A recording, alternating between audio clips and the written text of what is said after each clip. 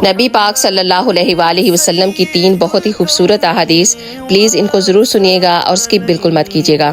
آپ صلی اللہ علیہ وآلہ وسلم نے فرمایا، جب تمہارے غم حد سے بڑھ جائے نا اور تم ان غموں کو ختم کرنا چاہو تو مجھ پر کثرت سے درود پاک پڑھا کرو، یہ تمہارے غموں کے ساتھ ساتھ تمہارے گناہوں کو بھی مٹا دے گا۔ آپ صلی اللہ علیہ وآلہ وسلم نے فرمایا، اپنے سے کم تر آدمی پر نظر ڈالو اور اپنے سے برتر کو نہ دیکھو، تو اسی طرح ممکن ہے کہ تم اللہ سبحانہ و تعالیٰ کی نعمتوں کو بہتر دیکھ سکو گے۔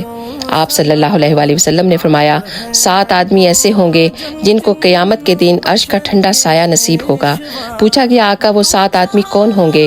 میرے نبی کریم صلی اللہ علیہ وآلہ وسلم نے فرمایا، ان 7 میں سے ایک وہ ہوگا جس نے تنہائی میں اللہ سبحانہ و تعالیٰ کو یاد کیا ہوگا اور اس کی آنکھوں سے بے ساختہ آنسو جاری ہو گئے ہوں گے۔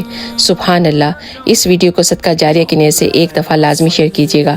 جزاک اللہ خیر۔